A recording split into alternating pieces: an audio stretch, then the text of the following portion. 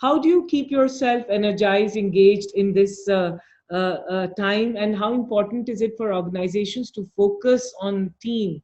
And second is the responsibility of an individual, of an employee who is today isolated, is working remotely. How should they keep themselves energized and motivated, and what should they do to help them own selves? Yeah, so let me talk a little bit about some things that you can do for yourself and then some things that you can do for your coworkers. Okay, so earlier on, we talked about this idea that, in this situation, it's very easy to get into that ruminating mindset, constantly thinking of the negative Rolodex of thoughts. Okay, so it's very important to prevent it and try and experience productive, positive emotions so that you're enthusiastic, you're resilient, you're hopeful, you're optimistic, and you get to work and you do it with energy. Okay, so one thing that we did mention is that, try to ration the news. Don't look at it too much. To avoid negative people, right? I think those are important. But I also think that you can proactively do some things rather than avoiding things in order to be in a better state. And so one of those things is to lead a healthy lifestyle. I can't underscore this enough, because if you're not feeling good from the inside out, it's impossible to feel good at the mental level. If you don't have good physical health, if your cells are not singing with joy, so to speak, there's no way that your mind is going to sing with joy. Okay, so lead a healthy lifestyle that really boils down to very, very simple things. We all know: eat well, eat healthy food, don't eat a lot of simple carbs or fried food and things like that. Exercise at least 20 minutes every day. In this context, I've really fallen in love with this workout routine by a person called Pamela Reif. Reif is her last name. She's a German lady model, and she has all these workouts, pretty intense, but if you can get through them, right? And over time, I've actually improved. I've become better at being able to do them 100%. But there's the 20-minute beginner workout that I would recommend. You can start with that and just, try and work out with your kids or your family members. It can be a group activity. So take care of your health. That's a big thing. Okay, so lead a healthy lifestyle. There's a few other things. So in terms of productivity, I think what has happened is, because we're working from home, there's no clear demarcation of in terms of physical space or in terms of time. Okay, this is when my personal life stops and my work life begins, and so it's very porous, and you can very easily slip from one to the other and back. And because often we take the easy way out, I think that we end up slipping back into the kind of not doing anything, lazing mode rather than the work mode. So I talked to this researcher at Stanford, her name is Suchi Huang, who works on goals and goal achievement, and basically asked her for some tips on working from home, right? How to be productive. And so 3 things that she said. One is that carve out a non-negotiable time for work and say that, okay, during these moments, I'm definitely not going to do not work things. Okay. So I'm not going to browse the internet. I'm not going to kind of binge watch a movie. I'm not going to chat with friends and so on and so forth. I'm going to maybe even close my email so that I can really focus on my work. And it doesn't need to be like a huge amount of uninterrupted time. It can be 3 hours altogether in the whole day. That's it, right? That you only work and do nothing else. And you can even take breaks during those 3 hours. You can say 20, 25 minutes. There's something called the Pomodoro technique. I don't know if you're aware of this, but this idea is that we are good at maintaining focus for about 20, 25 minutes. And so what you do is you kind of set an alarm for about 20, 25 minutes. And the reason it's called Pomodoro technique is because Pomodoro is Italian for tomato. And there is this stopwatch or timer that's shaped like a tomato. Actually, no. Anyway, I mean, it's called Pomodoro technique, but basically it's working in small chunks of time, about 20, 25 minutes, and then taking a 5-10 minute break. Okay, so identify a time of the day when you're mentally at your sharpest. I call this your cream time, and protect it. Okay, protect it. Don't fritter it away, because you're going to feel really lousy at the end of the day. You're going to be unenergized. You're going to be pulled down mentally, emotionally, physically, even if you fritter that time away. So maybe it's 9 a.m. to 12 noon, whatever the time is but for 2-3 hours every day, don't fritter it away. Work. Okay, be disciplined.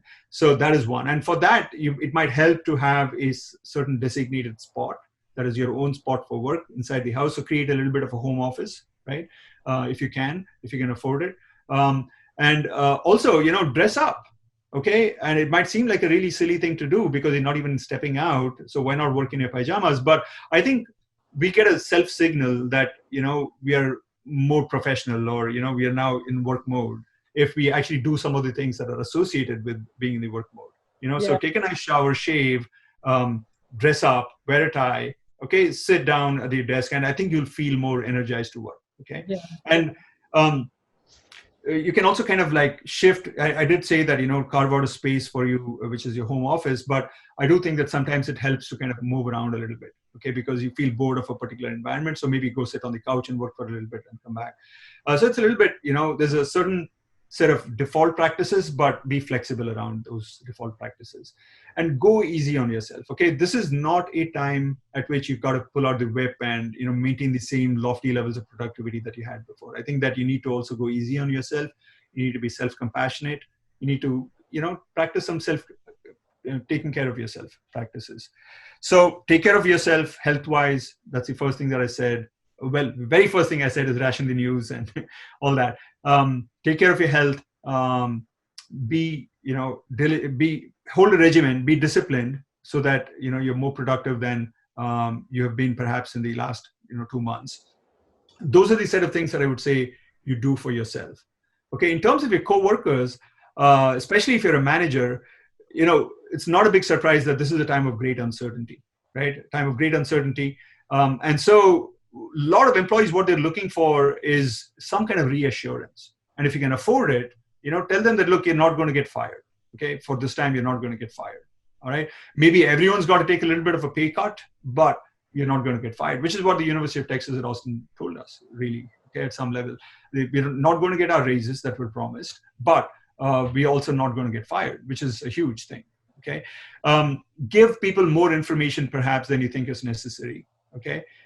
So keep them informed. When you don't meet people face to face, when you don't have those, informal chats around the cooler in the coffee room, a lot of, people don't have information. What's called tacit knowledge is not exchanged anymore. Okay. So as a leader, it's important to kind of email them, hold these informal Zoom calls or meetings that are optional, that people can come in and ask any questions. I think that is very, very important. The other thing is, because people are not meeting face to face, a lot of information is lost that would have been accessible non-verbally. There's a lot that we gain just by saying Shraddha smile today. Okay, I know that she's happy with me. Okay, that is missing now. And so, rather than kind of exchange only emails, get on a Zoom call. Have these informal happy hours. Okay, me and my colleagues get together once a week in order to just sip a glass of wine and just catch up. No real agenda, just to make sure that everything is okay. And the final thing I would say is that give people more autonomy than you might have in the past. Everyone's got a different way of dealing with this. And it's not clear which are the best ways to deal with this. And the less judgmental we are about other people's ways of working with things, the better off we'll be. Because we don't know, one thing that we are kind of known abstract, but we forget, I think, in the moment, is that these kind of times of great stress and upheaval reliably produce really great innovations later. Okay, so 1 year from now, lots of really amazing things are going to emerge that would not have emerged had this pandemic not hit us. Okay, so kind of like be optimistic, think of those positive things, encourage the people who are offbeat mavericks, who have new creative ways of doing things that you might not personally like, but might well be the door to a new opportunity for your company as a whole. So, it could be in my space, coming up with new ways of disseminating information. Okay, so rather than think of classrooms as physical spaces in which you have 1.5 hour lectures, if somebody is going to have 2-3 minute videos, but a string of them that people can watch at any time, right? Maybe that's a way to do it. Okay, maybe you can have peer grading rather than one instructor grading everybody's deliverables and so on. So just be open to creativity is what I'm saying. So long-winded answer, okay, but basically 3 things you can do for yourself. Okay, maintain good health, be productive, but don't be harsh on yourself, and ration news. And then 3 things you can do for your coworkers: inform them more than you think might be necessary, and reassure them if you can that they're not going to get fired. Okay, and meet them face to face in informal settings so that they get some semblance of nonverbal rather than just contacting them by email. And then give people more autonomy. Don't be judgmental on how they do their work. So those are the sets of things that I would recommend.